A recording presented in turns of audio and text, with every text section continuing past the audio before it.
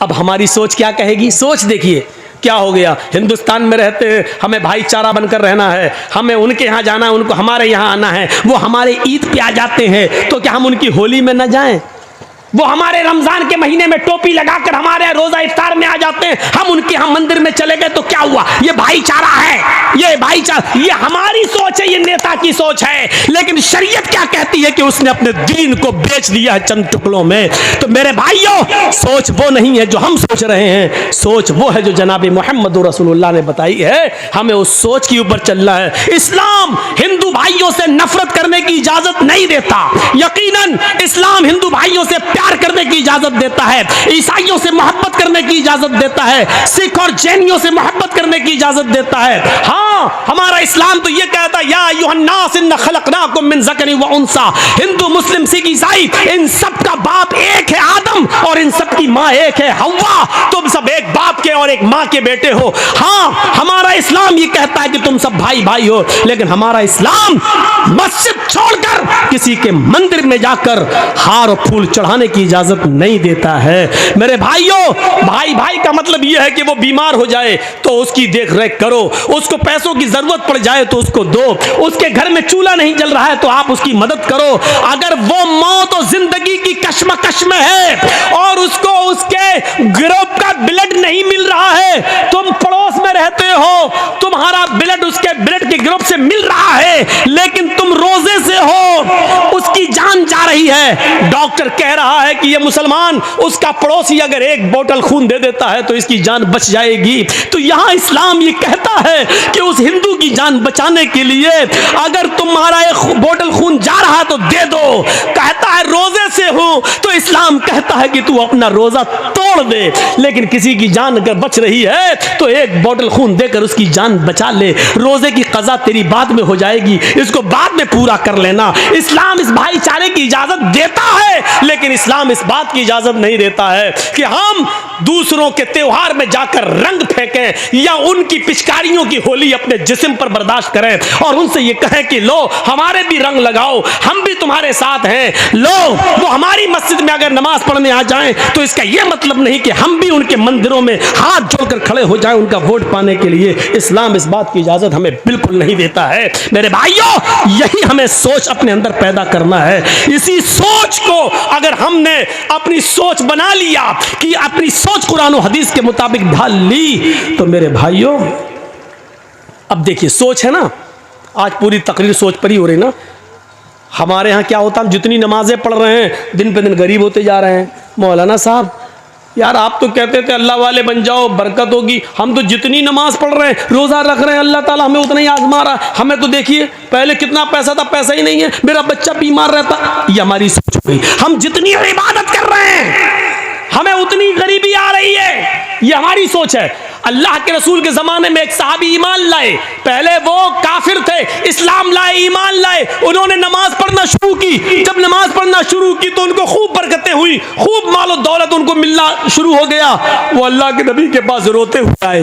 देखिए उनकी सोच, हमारी सोच देखिए और उनकी सोच देखिए। वो कहते हैं अल्लाह के रसूल का क्या हुआ कि जब से हम इस्लाम लाए हैं और जब से हमने नमाजों की पाबंदी की है, हमारे घर में खैर बरकत हो रही है, माल और दौलत, सोना और चांदी खूब आ रहा है। अल्लाह के नबी ने फरमाया ये तो अच्छी बात है। कहने लगे अल्लाह के रसूल, कहीं ऐसा तो नहीं, आप अल्लाह के नबी हैं, पूछिए अल्लाह से, कहीं ऐसा तो नहीं हमारी नमाज, हमारे रोजे और हमारी इबादतों का बदला अल्लाह दुनिया में हमें दे रहा हो और आखिरत में हमें महरूम कर दे?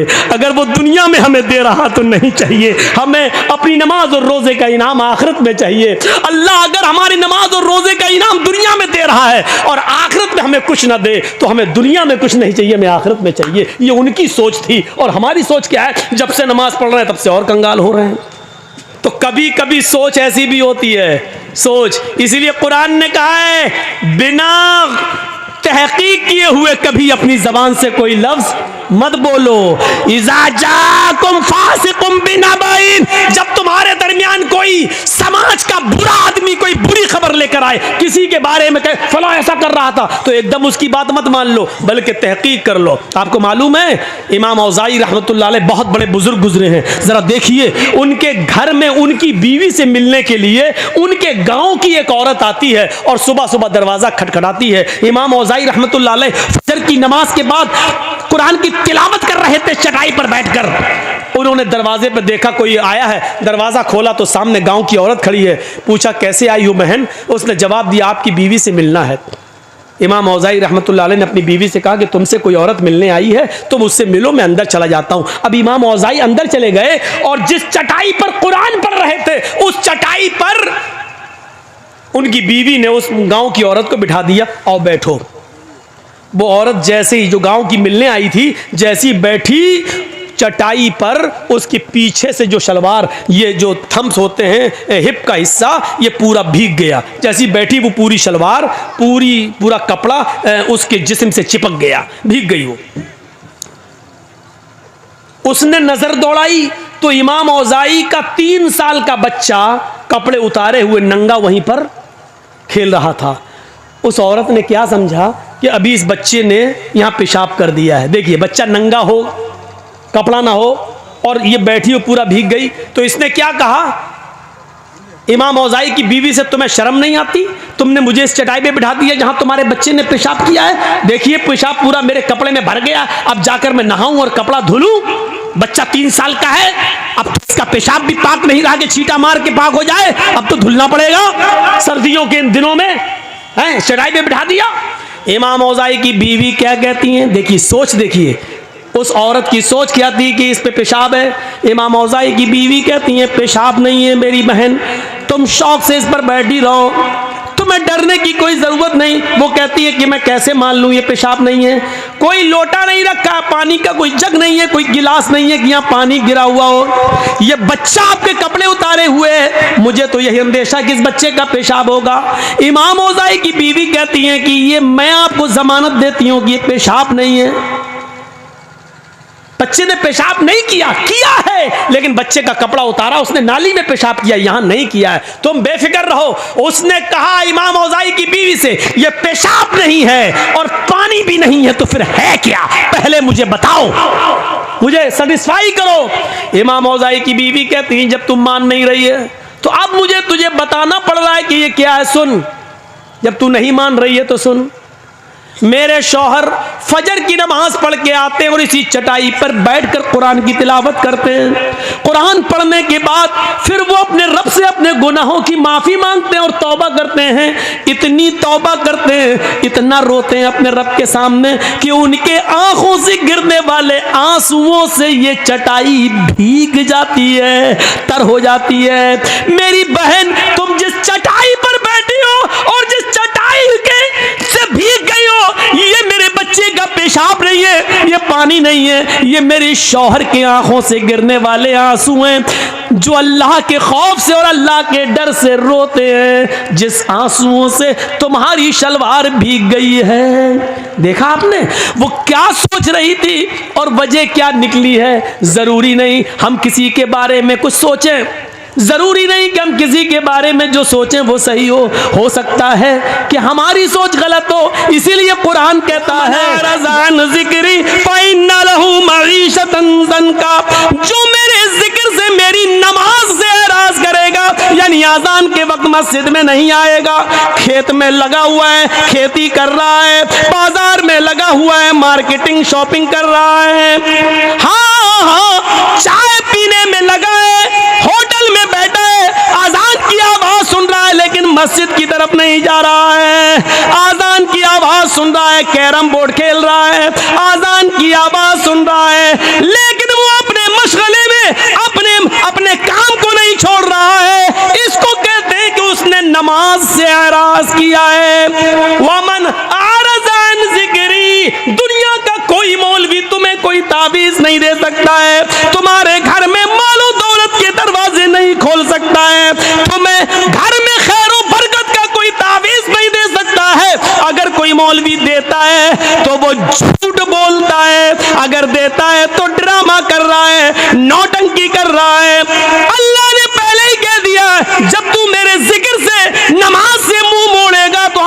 रोजी को तंग कर देंगे। अब तू चाहता है कि हमारे घर में खैरो बरकत हो, अगर तू चाहता है जो कमाता है वो पैसा रुके, तो नमाज को पाबंदी के साथ अपने वक्त पर पढ़ना शुरू कर दे। जब तू अल्लाह के जिक्र का ख्याल रखेगा, नमाज का ख्याल रखेगा, तो तेरी रोजी में तंगी नहीं आएगी, तेरी रोजी में बरकत होगी। ये इलाज बताया है अल्लाह तबारक व तआला ने रोजी में बरकत का। जा रहे हो कठमुल्लों के पास, ये तुम्हें क्या देंगे? जो खुद 5-6 हज़ार रुपए महीने पे बेचारे नमाज पढ़ाने वाले, वो आपसे और ले लेंगे। 100 रुपए दो, हमने तुम्हें तावीज़ दिया है। 51 रुपए दो, 101 रुपया दो, हमने तुम्हें इतना अच्छा, इतनी मेहनत करके तावीज़ बनाया। उनका तो रोजी रोटी इसी पे चली रही है, वो तुम्हारे घर में रोजी और रोटी के दरवाजे क्या खोलेंगे? वह मनारज़ान जिक्री। अब सुनिए अल्लाह के जिक्र से एराज करने वालों का अंजाम क्या होता है, नमाज को नमाज के वक्त पे न पढ़ने वालों का अंजाम क्या होता है, वो भी सुन लीजिए। सन 1995 की बात है, 1995 की तकरीबन। सुनिएगा गौर से, ये वाक़या हमारे और आपके दिलों को झंझोड़ देगा। ये बात कब की है? सन 1995 की, 1995। 21 साल ये, 5 वो, तकरीबन 26 साल पुराना वाक़या मैं बता रहा हूँ। सुनिए, गाजियाबाद से बाई रोड की बात कर रहा हूँ, बाई रोड, जब आप लखनऊ से कटते हुए, बरेली होते हुए, मुरादाबाद होते हुए जब आप गाजियाबाद जाएंगे, और गाजियाबाद से जो सड़क दिल्ली की तरफ गई है, बीच में एक एरिया है, गांव है, उसका नाम है लोनी। मशहूर जगह है लोनी, मुसलमानों की बस्ती है, काफ़ी मुसलमान उसमें रहते हैं, और बहुत अमीर और पैसे वाले लोगों की बस्ती। उस बस्ती में, लोनी के अंदर, 2 सगे भाइयों की शादी होना थी, दोनों सगे भाइयों की शादी। और जिस गांव में बारात जाना थी वो एक ही गांव है, एक ही गांव में, लड़कियां अलग अलग थी, लेकिन बारात एक ही गांव में जाना थी। तो शादी से, जैसे कल सुबह बारात जानी है, कल दोपहर में या 4 बजे के बाद, असर के बाद बारात जानी है, तो एक रात, यानी उससे एक रात पहले इन दोनों नौजवानों ने सोचा कि इस रात को रंगीन बनाया जाए, खेल तमाशा किया जाए। तो ये दोनों नौजवान दिल्ली से कुछ तवाइफों को लेके आए। अब तवाइफ तो नहीं बताना पड़ेगी, वो तो समझते ही है। तवाइफों को लेके आए, और वो तवाइफ गाड़ियों से लाई गई, यानी इस आदमी ने अपनी गाड़ी से बुलवाई, पैसे वाले लोग थे। ईशा की नमाज, अजान के बाद, नमाज के बाद दौर चलता है शराब का, दौर चलता है नाच और गाने का। इस लड़के ने अपने यार दोस्तों को बुलाया, दोनों लड़कों ने अपने घर में दावत दी, मिनट मिनट पर चाय बनी, मिनट मिनट पे शराब आ रही है, मिनट मिनट पर दौर चल रहा है, और वो तवाइफें नाच रही हैं, डांस कर रही हैं, अपने जिस्म की नुमाइश कर रही हैं, गाना गा रही हैं, और देखने वालों की आंखों को ठंडा कर रही हैं अपने जिस्म को दिखा दिखा कर। ये नाच और गाना इतनी देर चलता है, इतनी देर चलता है कि टाइम का पता नहीं चलता। वहां फजर की अजान की आवाज आने लगती है। इन दोनों लड़कों के घर से लगी हुई मुश्किल से 300-400 कदम की दूरी पर मस्जिद है। उस मस्जिद से मुअज्जिन ने अजान देना शुरू कर दिया, अल्लाहु अकबर, अल्लाहु अकबर। ये फजर की नमाज का वक्त है। ये वो वक्त है कि चिड़ियां भी अपने घोंसलों में उस वक्त बेदार हो जाती हैं और चहचहा कर ची ची बोलते हुए अपने रब की तस्बीह बयान करती हैं। युसब्बिहु लिल्लाहि मा फिस समावाति व मा फिल अर्ज़। सुबह के दरख्तों के पत्तों की से चलने वाली हवा भी अल्लाह की तस्बीह बयान करती है। आसमान से उतरने वाली शबनम और ओस के कतरे भी अल्लाह की तस्बीह बयान करते हैं। कायनात की हर शय अल्लाह की हम्द व सना बयान करती है। और ये वो वक्त है फजर की नमाज का कि अल्लाह के नबी ने फरमाया कि मेरी उम्मत का जो जो भी आदमी, जो भी मुसलमान, जो भी मुझ पर ईमान लाने वाला फजर की नमाज के वक्त उठेगा और जमात के साथ फजर की नमाज पढ़ेगा, और फजर की नमाज पढ़ने के बाद फिर वो जो भी मेहनत करेगा, जो मजदूरी करेगा, अल्लाह रब्बुल आलमीन उसके रिस्क में बरकत देगा, अल्लाह उसके लिए रोजी के दरवाजे खोल देगा, उस आदमी को कभी भूखा नहीं सोने देगा, उसको फिक्र फाके की कभी नौबत नहीं आएगी। ये नबी अकरम का फरमान है। ये तवाइफ जो नाच रही थी, जो डांस कर रही थी, आजान की आवाज सुनती है, आजान की आवाज सुनती है, अल्लाहु अकबर अल्लाहु अकबर, ये आजान की आवाज उन तवाइफों के कानों में जाती है तो आजान के एहतराम में इन तवाइफों ने गाना बंद कर दिया और नाचना मौकूफ कर दिया, नाचना बंद कर दिया और गाना बंद कर दिया। खामोश हो गई, न नाच रही हैं न गा रही हैं।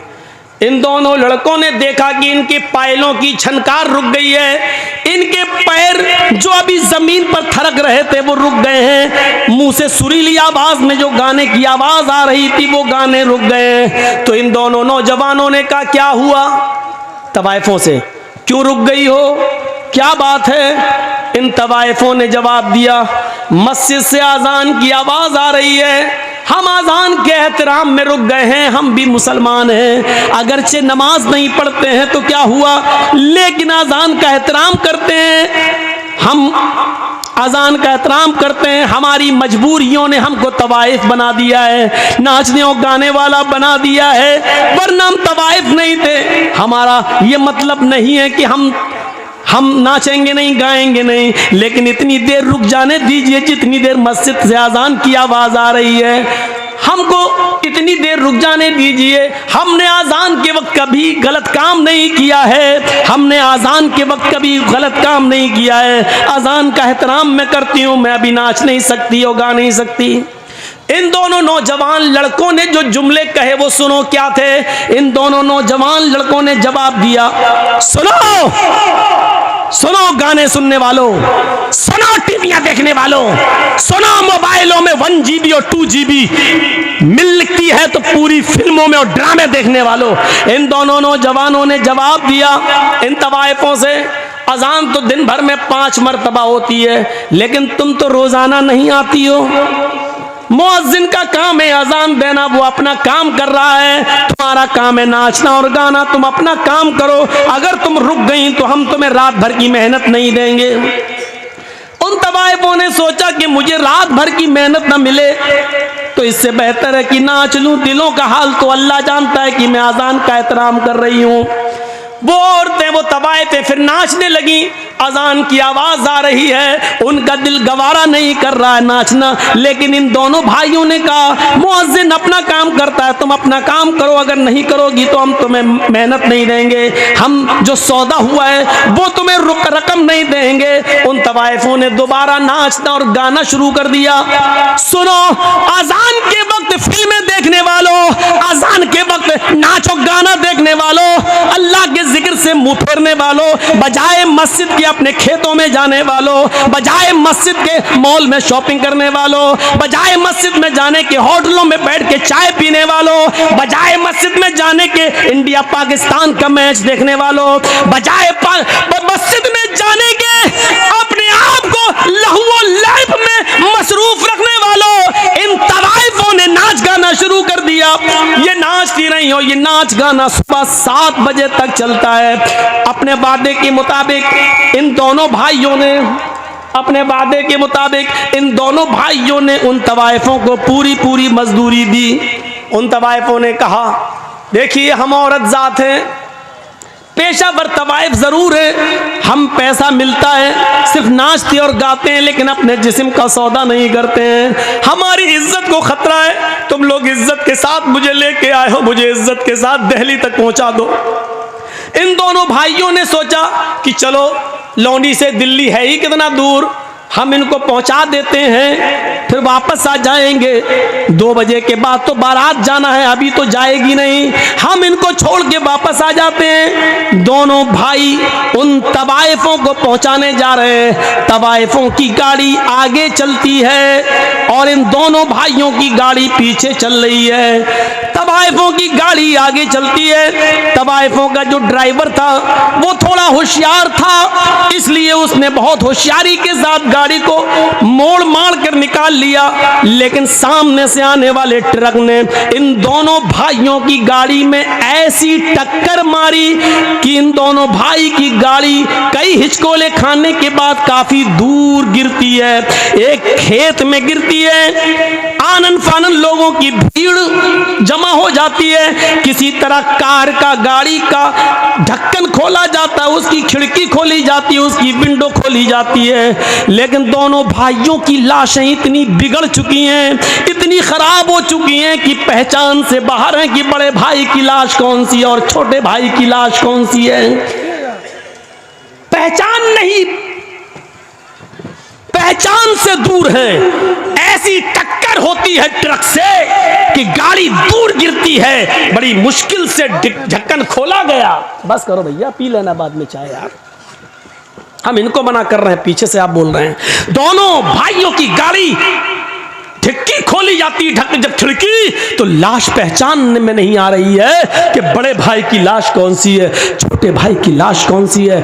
इन दोनों लाशों को उठाया गया है, पोस्टमार्टम के बाद माँ बाप के हवाले किया गया है। जरा इस अंजाम को नौजवानों कभी सोचा है आपने? सोचा है आपने? 2 बजे के बाद इन दोनों की बारात जाना थी, लड़की वाले के गांव में, लड़की के गांव में, लड़कियों के गांव में इन दोनों की बारात जाना थी। जरा सोचिए, फिर हम वहीं आएंगे, सोचिए हम वहीं आएंगे, आपको बार बार वहीं ला रहे हैं, सोचिए। अभी इन दोनों की बारात लड़कियों के गांव में जाना थी, अब बारात नहीं जा रही है, अब इनका जनाजा कब्रिस्तान की तरफ जा रहा है। थोड़ी देर में कहां से कहां तब्दीली आ गई, चेंजिंग देखिए।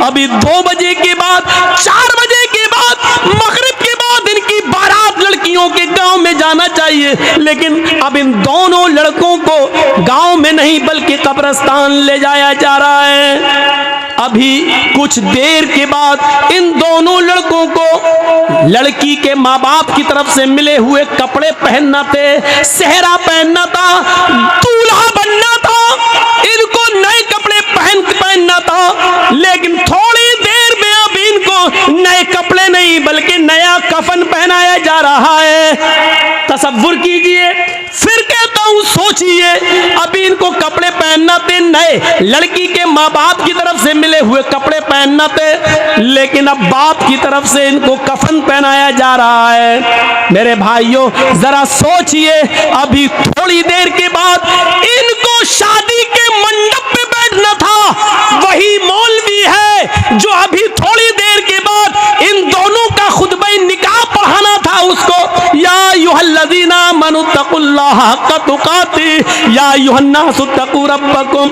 या अय्युहन्नासु इत्तक़ू, ये तब दुआएं पढ़ना थी उसको। अभी खुतबा निकाह में ये आयतें उसको पढ़ना थी, लेकिन अब वही मौलवी खुतबा निकाह के बजाय अल्लाहुम्मा अग़फ़िर लिहय्यिना व मय्यतिना व शाहिदिना व गायबिना व सगीरिना व कबीरिना पढ़ रहा है। आपने सोचा है, आपने कभी गौर किया है, यह है अल्लाह के जिक्र से एराज़ करने का अंजाम। वमन अअरज़ अन ज़िक्री फ़इन्न लहू मईशतन ज़ंका। कितनी खामोशी के साथ सुन रहे हैं अभी आप।